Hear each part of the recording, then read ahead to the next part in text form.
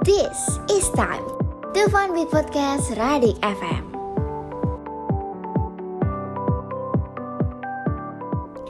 Halo Sobat Radik, welcome back to podcast Radik FM yang kali ini bakal ditemenin sama Rea selama 30 menit ke depan. Nah, kemarin kan kita udah bahas tentang MSIB nih.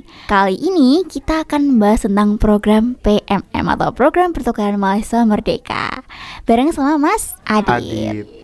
Oke, sebelum itu mungkin kita bisa kenalan dulu nih Mas. Nama aku Reva Aura Mandari. Saat ini aku merupakan mahasiswa ilmu komunikasi semester 5. Mungkin Mas Adit bisa perkenalan dulu? Nama saya Muhammad Adit Taufikur Juanda, tapi biasa dipanggil Adit. Nah, asal saya tuh dari Universitas Muhammadiyah Sumatera Utara, Medan. Gimana Mas kabarnya hari ini? Alhamdulillah baik di ya. tengah gempuran deadline ini. Kegiatannya saat ini apa nih? Lagi sibuk apa? Kebetulan kan program pertukaran mahasiswa merdeka di UMS ini ada namanya modul Nusantara.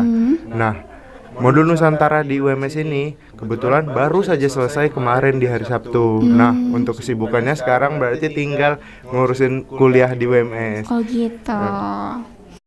Tadi kan udah bahas tentang kegiatan nih Mas. Pernah gak sih Mas pas waktu datang ke Solo mengalami kayak culture shock gitu tentang orang-orang di Solo, apa makanannya gitu mungkin? Wah, tentu kalau culture shock yang sangat saya alami itu di jam sholat sih Mbak. Karena perbedaan waktunya tuh cukup jauh, sejam lebih. Nah, biasanya bangun subuh jam 5, di sini udah harus bangun jam 4. Bahkan gitu. dari jam setengah 4 baru sudah bangun kayak gitu.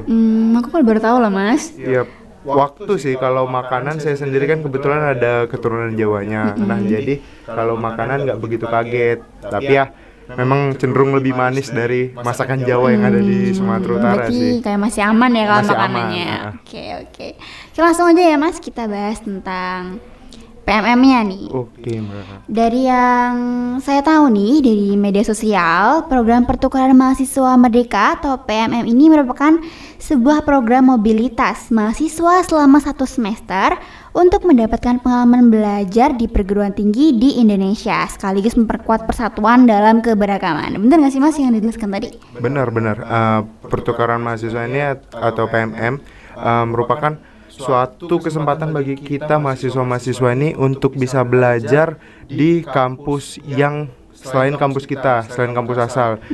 Dan juga kementerian membuka peluang bagi kita mahasiswa-mahasiswa swasta untuk merasakan belajar di negeri. Jadi program pertukaran mahasiswa merdeka ini tidak hanya harus swasta ke swasta, Muhammadiyah ke Muhammadiyah, tidak, tapi bisa bebas. Yang swasta bisa ke negeri dan yang negeri bisa ke swasta. Itu cukup menariknya dari program pertukaran mahasiswa merdeka. Selain itu, program pertukaran mahasiswa merdeka juga bisa membuka peluang kita berteman dengan mahasiswa-mahasiswa yang jauh asal kita. Dengan berbagai suku, adat, ras, budaya yang berbeda-beda, bisa menciptakan suatu kebersamaan ketika kita bersama gitu. Nambah relasi juga ya Mas ya? Benar. Oke. Nah, untuk syarat-syaratnya nih itu bisa dilihat di mana sih Mas tentang program PMM ini? Untuk syaratnya biasanya itu ada di Instagram Pertukaran Mahasiswa Merdeka, di Instagram Sekampus, dan biasanya ada di web Pertukaran Mahasiswa. Selain itu juga biasanya kampus-kampus juga sering nge-share tentang informasi Pertukaran Mahasiswa Merdeka ini sih. Apalagi sekarang kan setiap kampus biasanya sudah memiliki unit MBKM. Nah, biasanya unit MBKM itu yang sering gencar meng-share informasi tentang PMM ini. Tapi kalau Mas dulu dari Instagram atau dari kampus nih? Kalau saya dulu dari Instagram, dan juga kan saya program pertukaran mahasiswa ketiga nih. Nah, yang kedua itu ada di UMSU, ada di Sumatera Utara. Nah, saya juga dapat informasi dari beliau. Jadi penasaran nih, tertarik pengen ikut juga program yang sama, dan alhamdulillahnya bisa lolos sekarang. Keren. Lalu nih Mas, untuk ketentuan itu kan pasti ada berkas-berkas atau semacam aturan lah ya. Iya, benar. Nah, itu menurut Mas sendiri PMM tuh ketentuannya yang berat tuh yang apa sih Mas? Kalau ketentuan yang berat sebenarnya kalau menurut saya nggak ada sih. Apalagi kalau kita sudah benar-benar belajar dari semester 1 ya. Karena syarat yang pertama diminta itu adalah IPK. Nah, kalau IPK kita bagus, udah nggak ada lagi syarat-syarat yang berat kalau menurut saya begitu.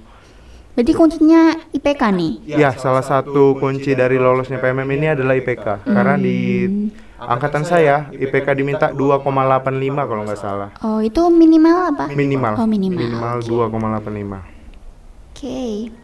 Nah, untuk pengumpulan berkasnya tuh ribet nggak, Mas? Kalau pengumpulan berkas sebenarnya tidak ribet, Mbak. Kadang karena yang berkas-berkas yang diminta itu sudah ada template-nya. Nah, jadi kita tinggal ngeprint, tinggal memperhatikan mana-mana saja yang harus dicoret, mana-mana saja yang harus dicentang, dan minta tanda tangan Kaprodi. Itu saja sih, nggak ada yang ribet sih menurut saya. Oh gitu.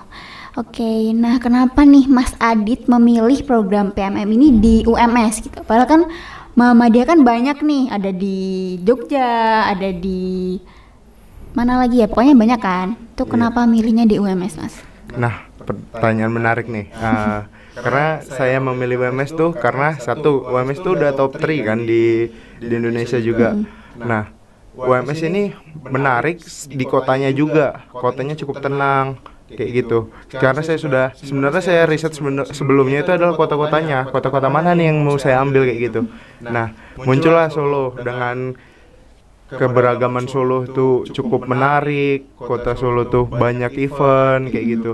Nah, saya mengambil Muhammadiyah Surakarta karena yaitu tadi saya juga Muhammadiyah supaya tidak susah beradaptasi juga sih, Mbak. Makanya mengambil Muhammadiyah juga Oke.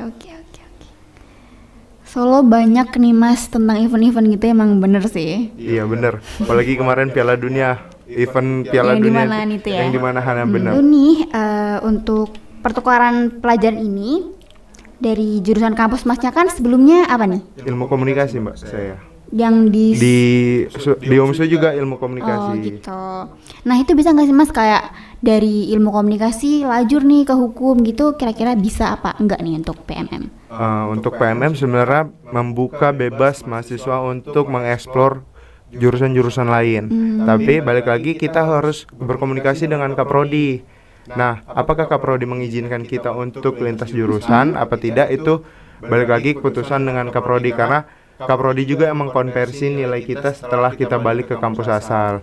Jadi kalau untuk syarat PMM itu tidak ada yang melarang kita untuk mengambil mata kuliah atau jurusan sesuai dengan kita, tidak tentu, tidak dibatasi. Kita bisa mengeksplor bebas tentang itu. Oke, berarti nggak menutup kemungkinan nih bisa lajur gitu ya? Enggak, karena ada contoh kasus di UMS ini juga ya, di teman seangkatan saya bahwasannya dia di kampus asal mengambil teknik perairan, tapi di UMS dia ngambil teknik sipil. Gitu. Oke, lalu untuk SKS yang kita dapat di kampus, tujuan bisa dikonversi ke kampus asal kita ya, Mas? Iya, benar. Bisa dikonversi di kampus asal kita. Tapi itu tadi yang kayak saya bilang bahwasannya kita harus sering-sering berkomunikasi dengan Kaprodi, karena Kaprodi asal lah yang mengkonversi nilai kita di sini. Oke, tadi kita kan udah bahas tentang konversi nilai ya, Mas. Iya, Nah, untuk mahasiswa semester berapa aja sih kira-kira yang bisa mendaftar program PMM ini? Kalau saya nih kan PMM 3. Nah, for your information, Mbak, PMM 4 sebenarnya sudah dibuka juga ini. Angkatan berikutnya sudah dibuka. Nah, tapi kalau angkatan saya itu di semester ganjil ketika pelaksanaan PMM, pendaftaran di semester genap. Nah, kalau saya kemarin di angkatan saya itu untuk mahasiswa semester 5, semester 3, dan semester 7 juga bisa selagi dia belum menyentuh skripsi. Nah, berbeda dengan PMM 4 yang biasanya PMM dilaksanakan di ganjil. Nah, PMM 4 ini di genap. Jadi biasanya yang bisa mengikuti PMM 4 ini hanya di semester 4 dan semester 6, karena semester 2 nilainya belum keluar. Gitu. Karena kan gitu tadi PMM ini melihat IPK-nya juga kayak gitu. Misalkan nih Mas, saya semester 4, lalu Masnya semester 5. Itu ada kemungkinan didahulukan nggak sih yang semester 5? Untuk didahulukan sebagai penerima nih, sebagai lolos atau enggaknya gitu. Sebenarnya nggak ada sih, Mbak, soalnya di UMS sendiri ya, contoh kasusnya banyak juga kok mahasiswa semester 3 yang ikut di UMS ini, di PMM ini. Jadi nggak menutup kemungkinan bahwasanya semester yang di bawah itu lebih kecil kemungkinan lolosnya dibanding semester yang di atas. Tidak. Karena kesempatannya semua sama, dibuka sama semua untuk mengeksplor budaya Indonesia kayak gitu. Berarti sama ya kesempatannya ya? Benar. Nah, kalau boleh tahu nih dulu Mas Adit ini mendaftar kemana aja sih Mas selain UMS gitu? Oke, untuk pendaftaran di program pertukaran mahasiswa Merdeka 3 kemarin itu dibuka 7 tujuan. Nah, kebetulan saya mengambil hanya 5 karena syarat yang wajib itu hanya 3. Nah, saya mengambil Universitas Muhammadiyah Surakarta yang pertama, yang kedua saya mengambil Universitas Muhammadiyah Makassar, ketiga saya mengambil Mula Warman di Kalimantan, dan yang keempat saya kalau nggak salah mengambil di Magelang. Yang kelima saya ngambil di Sidoarjo. Sulit nggak Mas buat lolos gitu? Kalau menurut saya tingkat sulitannya nggak sulit sih Mbak, selagi kita itu tadi kita serius dari semester awal karena IPK penentuan, dan ketika pendaftaran itu harus selektif, bahwasannya kita harus melihat bagaimana nih universitas-universitas yang mau kita daftar nih, syaratnya dan kuotanya, karena itu kita harus selektif melihat berapa jumlah kuota dan berapa jumlah pendaftar. Itu salah satu kunci sulit atau enggak sulitnya. Yang penting kita selektif, itu aja sih. Kalau dari Mas rating sulitnya berapa nih kira-kira? Kalau Dari saya 1 sampai 5. dari 1 sampai 5 tingkat kesulitannya 2 sih. 2 berarti nggak sulit ya? Nggak sulit, bener-bener PMM ini mudah. Oke. Waktu itu Mas Adit dari estimasinya berapa lama nih dari daftar sampai pengumuman lolosnya? Pengumpulan berkas kalau nggak salah saya kemarin di Maret atau April 2023. Nah, untuk pengumuman lolosnya di Juni. Berarti kurang lebih estimasi waktunya 2 sampai 3 bulan sih, Mbak. Gitu. Itu dari awal banget daftar ya, Mas? Iya, benar, dari awal banget daftar kita buat akun, pengumpulan berkas, ujian sampai lolos. Gitu. Itu untuk ujiannya sendiri itu gimana, Mas? Kalau ujiannya sendiri menurut saya itu refleksi diri, karena ujiannya tentang kebinekaan kita kayak gitu. Bagaimana kita bisa menghargai perbedaan, karena kan kita ketika PMM ini nggak hanya satu ras, nggak hanya satu suku, beribu-ribu suku, bermacam-macam budaya kebiasaan itu diujikan. Itulah yang diujikan, bagaimana kita mengatasi ketika ada permasalahan dari berbeda ras yang biasanya penanganannya berbeda juga kan. Itulah yang diujikan. Tentang psikologi juga. Itu ada wawancaranya nggak sih, Mas? Kalau wawancara di PMM tidak ada, tapi ada 2 tes. Yang pertama tes kebinekaan dan tes psikologi. Oh gitu. Benar. Nah, misalkan lolos nih seperti Mas Adit, itu berapa bulan sih Mas pertukarannya gitu? Untuk pertukaran mahasiswa Merdeka itu dilaksanakan selama 1 semester, jadi kurang lebih 5-6 bulan sih, Mbak. Berarti ini mulai kemarin di bulan 9. Berarti September, sudah September ya. Udah berjalan 3 bulan mau ke 4 bulan ini. Oke. Berarti selesai bulan kapan ya, Mas? Selesai setelah UAS di Januari akhir atau enggak Februari awal kami balik ke kampus asal masing-masing. Tapi mau tanya nih Mas, itu kan setelah PMM itu wajib nggak sih bikin laporan pertanggungjawaban gitu? Adakah atau nggak ada? Untuk sejauh dari awal kita mulai pendaftaran itu nggak ada sih. Tapi mungkin ya kita bisa mengedukasi teman-teman atau adik-adik tingkat kita untuk jika bertanya bagaimana sih program pertukaran mahasiswa Merdeka tuh, itu mungkin kampus meminta kita untuk bisa saling berkomunikasi kayak gitu, saling sharing untuk memberikan informasi-informasi seperti itu. Kalau untuk laporan wajib nggak ada sih, Mbak. Nah, berarti kayak mensosialisasikan kok kayak kemauan diri gitu ya? Iya, benar-benar hanya mensosialisasikan doang sih kayak gitu. Nah, menurut Mas Adit nih, kenapa sih mahasiswa itu perlu banget mengikuti kayak PMM, program PMM ini? Oke, mahasiswa perlu banget sih kalau menurut saya ikut program pertukaran mahasiswa Merdeka ini supaya nggak stuck di kampus asal doang kayak gitu. Banget sih, Mas. Melihat relasi di luar, melihat bagaimana cara belajar di kampus luar kayak gitu. Apalagi itu tadi PMM ini membuka kesempatan dari swasta ke negeri kayak gitu, dari negeri ke swasta. Bagaimana perbedaan-perbedaan pembelajaran ini bisa kita implementasikan ke diri kita sendiri kayak gitu. Selain belajar, itu tadi relasi kebudayaan yang berbeda-beda itu tentu membuat kita bisa merasakan bagaimana keanekaragaman kayak gitu. Kita bisa menghargai perbedaan. Itu sangat-sangat berarti menurut saya di PMM ini. Gitu. Berarti kayak kebudayaan di suatu daerah tuh bisa jadikan pembelajaran gitu ya, Mas ya? Iya, benar-benar.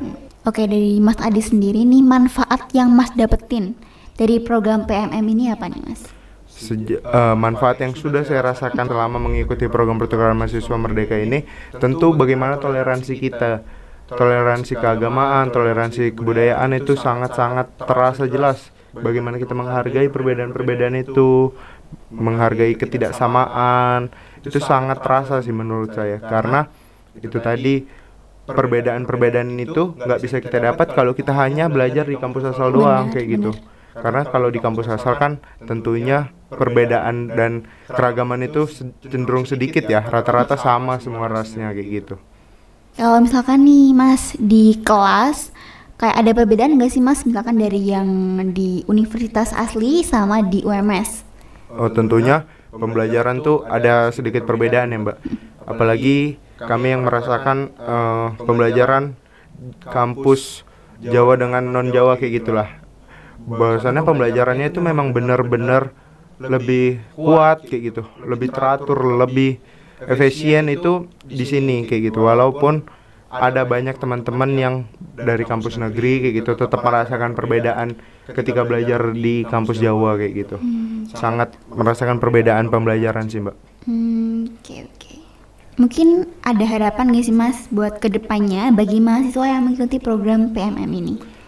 Harapan saya untuk mahasiswa-mahasiswa yang ikut program PMM 4 nantinya kayak gitu, cobalah bergaul, cobalah membuka diri.